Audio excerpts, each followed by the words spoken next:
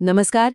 अगर RRB group D परीक्षा की तैयारी चल रही है तो आज हम भौतिक विज्ञान के दो सबसे जरूरी टॉपिक्स को समझने वाले हैं, प्रकाश और ध्वनि। ये वो सवाल हैं जो सच में परीक्षा में बार बार आते हैं और आज हम इन्हें एकदम पक्का कर लेंगे। अच्छा, कभी सोचा है कि कार का वो छोटा सा साइड मिरर आपको इतना बड़ा व्यू कैसे दिखा देता है? या फिर पानी के ग्लास में रखी पेंसिल मुड़ी हुई सी क्यों लगती है? इन सब के पीछे ना एक मजेदार विज्ञान छिपा है। तो आज हम इन्हीं रहस्यों को सुलझाएंगे और ये भी समझेंगे कि परीक्षा में इनसे जुड़े सवालों को कैसे फटाफट हल करना है। तो सबसे पहले बात करते हैं प्रकाश की। चलिए एक पल के लिए सोचिए कि प्रकाश एक गेंद की तरह है। अब जब ये गेंद किसी चीज से टकराती है तो क्या होता है?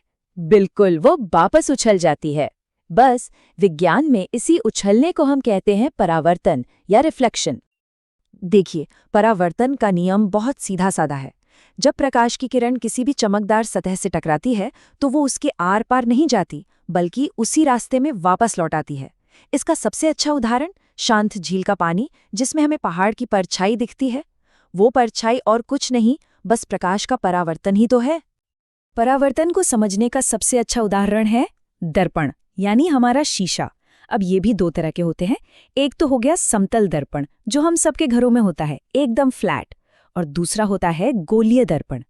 इसको समझना है ना, तो बस एक चम्मच उठाइए।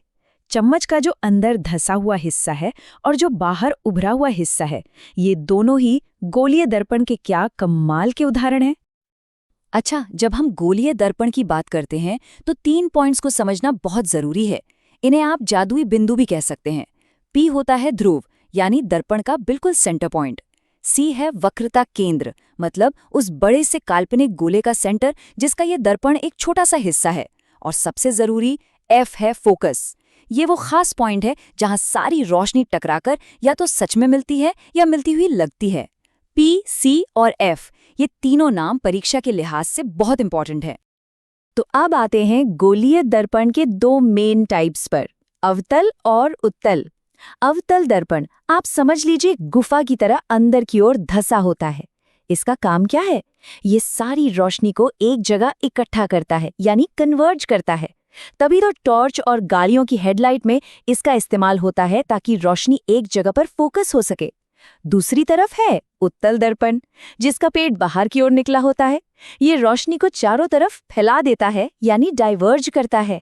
और इसीलिए ये कार के साइड मिरर में लगा होता है, ताकि पीछे का ज्यादा से ज्यादा एरिया हमें दिख सके। तो अभी तक हमने ये देखा कि प्रकाश जब किसी चीज से टकरा के लौटता है तो क्या होता है। पर क्या हो अगर प्रकाश लौटे नहीं, बल्कि किसी चीज के आर पार निकल जाए, जैसे हवा से पानी में? बस यहीं से प्रकाश का एक और जादुई खेल शुरू हो जाता है। इस घटना को हम कहते हैं अपवर्तन या रिफ्रैक्शन। जब भी प्रकाश एक मीडियम से दूसरे में जाता है, मान लीजिए हवा से पानी में, तो वो थोड़ा सा अपना रास्ता भटक जाता है, मतलब मुड़ जाता है। अब सवाल यह है कि ऐसा होता क्यों है? क्योंकि देखिए, हवा में प्रकाश की स्पीड ज्यादा होती है और पानी में कम। बस स्पीड में इसी बदलाव के कारण वो मुड़ जाता है। जरा इस डायग्राम को ध्यान से देखिए। प्रकाश की किरण जैसे ही हवा से कांच के अंदर जा रही है, वो मुड़ गई, है ना? और फिर जब वो कांच से वापस हवा में निकल रही है तो एक बार फिर से मुड़ती है। ये बिल्कुल वैसा ही है जैसे कोई सीधी सड़क पर तेजी से दौड़ रहा हो और अचानक उसे कीचड़ में दौड़ना पड़े। क्या होगा? उसकी दिशा और गति दोनों बदल जाएगी। बस यही है अपवर्तन।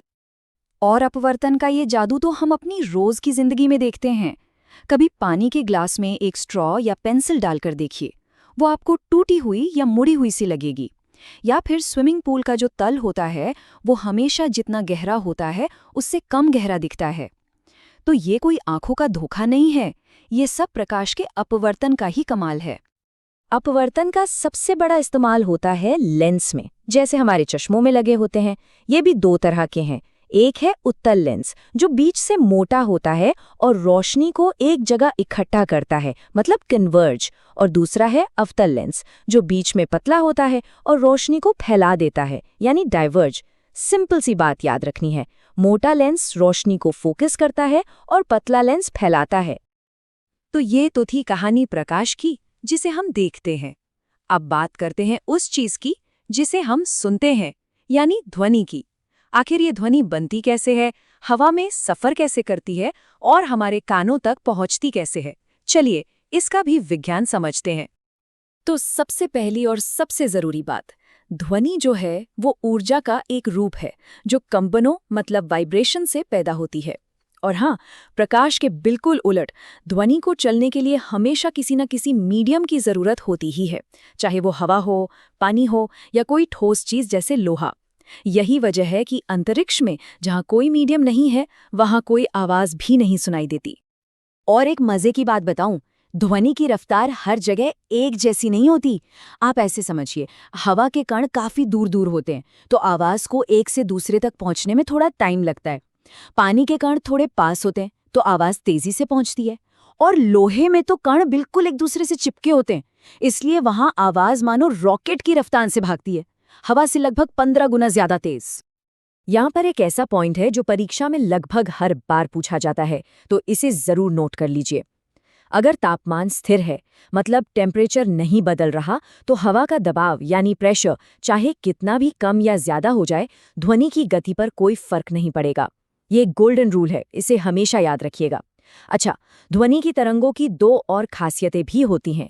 एक है आवृत्ति फ्रीक्वेंसी और दूसरी तरंग दैर्ध्य वेवलेंथ। आवृत्ति से तय होता है कि आवाज कितनी पतली या मोटी होगी, और तरंग दैर्ध्य दो तरंगों के बीच की दूरी को कहते हैं। तो ये आवाज आखिर हमारे दिमाग तक पहुंचती कैसे है? ये एक बहुत ही कमाल की मशीनरी है। सुनिए, सबसे पहले आवाज की तरंगे कान के पर्दे से टकराती हैं और उसमें कंपन पैदा करती हैं। फिर कान के अंदर की 3 छोटी छोटी हड्डियां इस कंपन को कई गुना बढ़ा देती हैं।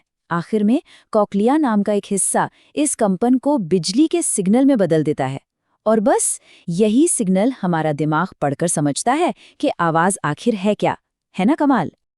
तो हमने विज्ञान तो समझ लिया, पर इसका हमारी असल जिंदगी में क्या काम है? मतलब ये सब जानकर हमें क्या फायदा? चलिए अब देखते हैं कि प्रकाश और ध्वनि के ये नियम हमारी दुनिया को असल में चलाते कैसे हैं। आप शायद यकीन नहीं करेंगे, लेकिन सुबह उठने से लेकर रात को सोने तक हम इन सिद्धांतों से घिरे हुए हैं। गाड़ियों के मिरर, हमारे चश्मे, कैमरे के लेंस, ये सब प्रकाश के नियमों पर ही तो चलते हैं। पहाड़ों में जो आवाज गूंजती है, जिसे हम प्रतिध्वनि या एको कहते हैं, और समुद्र की गहराई नापने वाली सोनार तकनीक, ये सब ध्वनि के परावर्तन का ही नतीजा है। यहाँ तक कि मेडिकल में जो अल्ट्रासाउंड होता है वो भी इसी विज्ञान पर आधारित है। चलिए अब फटाफट एक क्विक रिवीजन कर लेते हैं। परीक्षा से ठीक पहले के लिए इन सभी बातों को 3 सबसे जरूरी पॉइंट्स में समेट लेते हैं। बस ये 3 बातें हमेशा याद रखनी हैं। पहला, परावर्तन, इसका मतलब है प्रकाश का सतह से टकराकर लौटना। दूसरा, अपवर्तन, यानी प्रकाश का एक माध्यम से दूसरे में जाने पर मुड़ जाना। और तीसरा, ध्वनि, जिसे चलने के लिए हमेशा एक माध्यम की जरूरत होती है। बस ये 3 बिंदु इस पूरे चैप्टर का सार हैं। ठीक है, तो अब आपकी बारी। चलिए देखते हैं कितना समझ आया। पहला सवाल ये रहा, गाड़ियों के साइड मिरर में कौन सा दर्पण इस्तेमाल होता है जिससे ज्यादा से ज्यादा सड़क दिख सके? आपके ऑप्शन है अवतल, उत्तल या फिर समतल। सोचिए जरा। और इसका सही जवाब है ऑप्शन बी, उत्तल दर्पण। याद है ना, हमने बात की थी कि ये प्रकाश को बाहर की तरफ फैलाता है, जिससे एक छोटे से शीशे में भी पीछे का पूरा बड़ा व्यू मिल जाता है। चलिए अब आखिरी सवाल, पानी में पेंसिल का मुड़ा हुआ दिखना, ये किस घटना की वजह से होता है? परावर्तन, विवर्तन या अपवर्तन? जल्दी से सोचिए। बिल्कुल सही, इसका सही जवाब है सी, अपवर्तन। ये वही प्रकाशीय भ्रम है जो तब होता है जब प्रकाश पानी से हवा में आते हुए अपना रास्ता बदल लेता है। तो उम्मीद है कि प्रकाश और ध्वनि के ये कॉन्सेप्ट्स अब सबके लिए एकदम साफ हो गए होंगे। अपनी तैयारी को मजबूती से जारी रखिए। मिलते हैं अगले विश्लेषण में।